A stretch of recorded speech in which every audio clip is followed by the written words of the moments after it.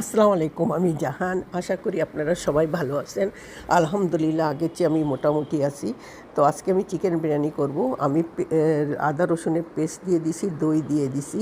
আমি আজকে chicken roast মশলা দিয়ে চিকেন বিরিয়ানি করব। আপনারা একবার হইলেও চিকেন রোস্ট মশলা দিয়ে বিরিয়ানি করে দেখবেন, আসলে খেতে অনেক মজা লাগে। তো আমি যেহেতু নতুন আপনাদের কাছে, তো আমার চ্যানেলটা একটু সাবস্ক্রাইব করে দিবেন এবং শেয়ার আর লাইক করে দিবেন। আপনারা যদি আমার একটু সাপোর্ট করেন, হয়তো আমি আরও ভালো ভালো ভিডিও নিয়ে আপনাদের সামনে হাজির হব। তো তারপরে খুব সুন্দর করে এই যে চিকেন রোস্ট মশলা দিয়ে আমি মেখে একটুখানি 5-10 মিনিট রেখে দিব। তারপরে আলু বুখারা দিয়ে দিব। আলু বুখারা একটু বেশি দিলে এটার টেস্টটাও বেড়ে যাবে।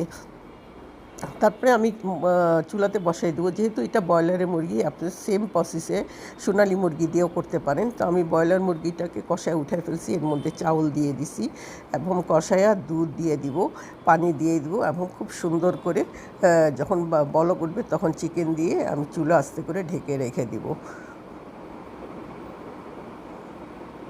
দেখেন আমার রাইসটা কত সুন্দর হয়েছে, একদম ঝরঝর হয়েছে, আর কালারটা দেখছেন অনেক সুন্দর আসছে।